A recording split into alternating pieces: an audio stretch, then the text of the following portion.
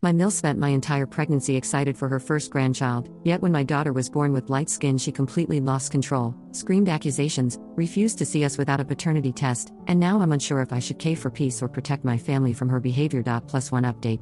My 32F husband 30M and I have been together for 4 years, married for 2. My husband is Indian, I am white. I have always gotten along with my mother-in-law. She was warm and welcoming from the beginning and I really like her. She was over moon when we told her I was pregnant. Our daughter, Sarah, is her first grandchild. While I was pregnant, my husband and I joked together about how the baby might look 100% white. In all seriousness, we both knew she would probably look very white at first and get darker with time. She was born a month ago and does indeed look like any other white baby, but she has a full head of black hair and brown eyes. My husband and I think she's gorgeous. Anyway, my husband and I decided early on that we didn't want any visitors in the hospital while I was giving birth and that we wanted 1 week at home with her before introducing her to family members. We just wanted a little privacy and peace during a crazy time. My Mill wasn't thrilled by this, but she did respect it.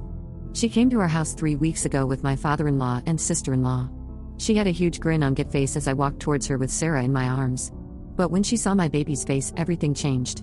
She began shrieking, and I mean shrieking, that the baby wasn't my husband's. My husband and I were stunned. The baby started to cry and everything sort of dissolved into chaos. My husband tried to explain that it's totally normal for the baby to be so pale, but she wouldn't calm down enough to hear him. They all left without any of them even holding the baby. That was the weeks ago. In the weeks since, my husband has spoken to her over the phone many times, telling her that he is certain that baby is his. He even pointed out to her that she herself is light-skinned for an Indian woman, but since my husband is darker, she thinks Sarah should be darker. She has refused to see me or Sarah until we do a paternity test. My husband has no doubts about Sarah being his. But he has asked me to do the test for his mother's sake and for Sarah's. He wants her to have a relationship with her grandmother. I do too. Or, I did. I'm not sure anymore. My family lives very far away, 10 hours by plane, while my husband's family is less than an hour by car. I was counting on my Mill to be a big part of Sarah's life and she was very excited about spending time with her granddaughter.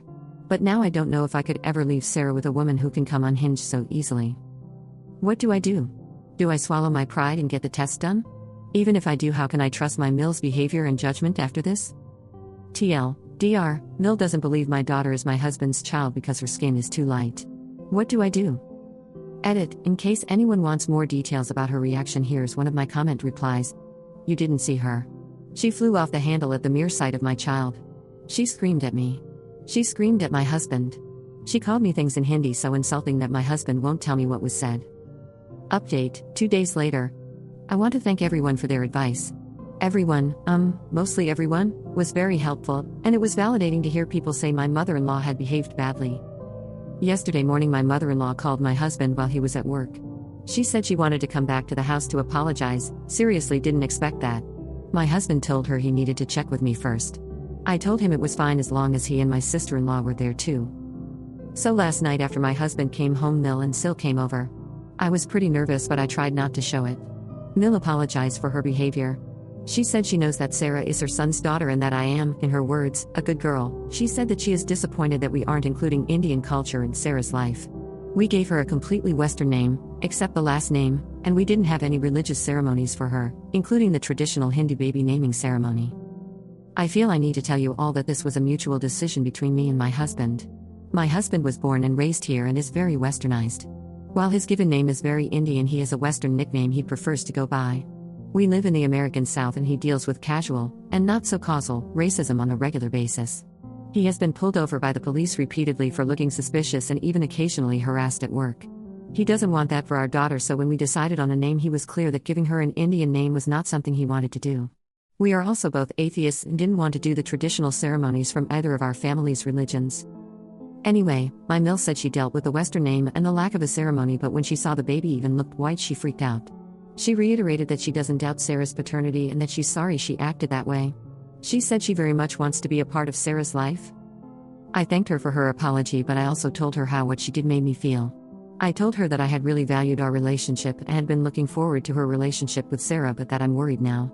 I told her she behaved in a way that made me question her ability to spend time with Sarah alone. But, I said, if she wanted to, she could prove to me that this was a one-time incident. I told her that my husband and I had discussed letting Sarah stay with her 1 weekend a month when she gets older. On these weekends, my mother-in-law would be more than welcome to take Sarah to her temple and teach her all about Indian culture and the Hindu religion if she wanted to. However, as of now, that is no longer the plan. If my Mill wants that privilege back, she needs to behave like an adult and treat both of us with respect. She agreed and told us she loves us both. We hugged and she cried a little. She asked to see the baby and cried full on when she held her. She cooed at her in Hindi. My husband said it was all sweet things and promised us that she would earn our trust back. She then asked if we would reconsider the baby naming ceremony. We agreed that if she wanted to plan it, we would do it. We aren't thrilled with that, but we are happy that things are working out.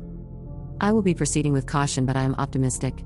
Her apology was sincere and, it appears, not coerced. She won't be left alone with Sarah anytime soon, but if she continues to be the warm, loving, and sane woman we knew her to be before this nonsense, then a year or two down the road, everything will be the way it's supposed to be. TL. Dr. Mill sincerely apologized and never thought I had been unfaithful. She was upset at the lack of Indian culture in Sarah's life. We are on the road to repairing our relationship.